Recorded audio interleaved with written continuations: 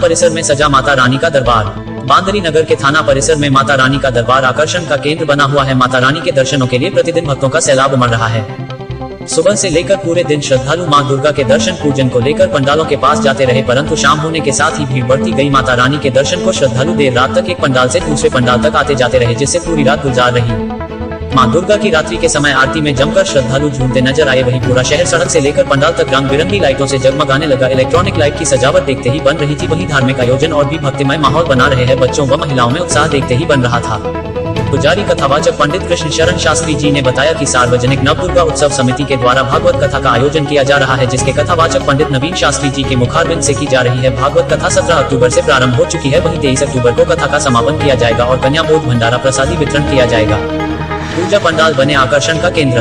नायाब सजावट व विभिन्न मंदिरों की प्रतिकृति के कारण पूजा पंडाल आकर्षण के केंद्र बन गए थे। रंग बिरंगी लाइटों के चकाचौंध में आते जाते श्रद्धालु पंडालों व मां दुर्गा समेत अन्य प्रतिमाओं की शोभा को निहारते थक नहीं रहे थे। वे आपस में अपने अपने हिसाब से पंडालों की प्रतिमाओं व सजावट आदि का एक दूसरे से तुलना भी कर रहे थे। वहीं माता रानी का श्रृंगार प्रतिदिन अनेक स्वरूपों में संस्कार मुदतिया के द्वारा किया जा रहा है। आरती के समय भक्ति में माहौल कुछ इस तरीके से बन जाता है कि भक्त माता रानी की भक्ति में थिरकने पर मजबूर हो जाते हैं और माता रानी की जयकारों से पूरा थाना परिसर गूंज उठता है। कुशाग्र न्यूज चैनल के लिए सागर बांदरी से संभागीय ब्यूरो चीफ संस्कार मुनोतिया की खास रिपोर्ट। ये भागवत की कथा क्या है, बस इतना समझ और कुछ समझने की जरूरत है ही नहीं। बस इतना समझ ले कि भागवत क्या है। और अगर नाम यथा नाम तथा गुण भागवत अगर समझ में आ गई तो जीवन बन गया, फिर किसी चीज की कोई जरूरत है ही नहीं।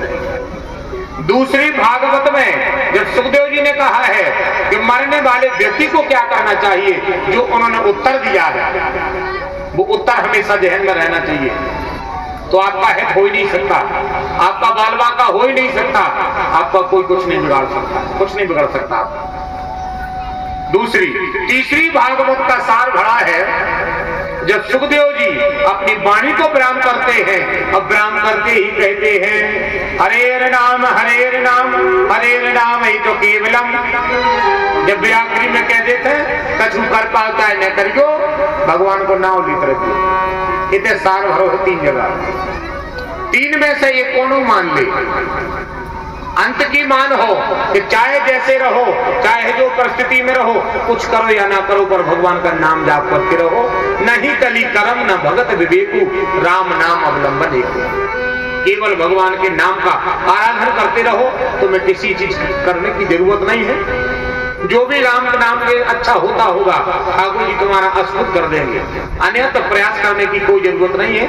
जहां भगवान ने जो दायित्व दे करके भेजा है बस उस कर्तव्य को पूरा करो, और जितना जितना समय ज्यादा ज्यादा मिले उतने में भगवान का आराधन और प्रभु का भजन करो, बस और कुछ नहीं करना है।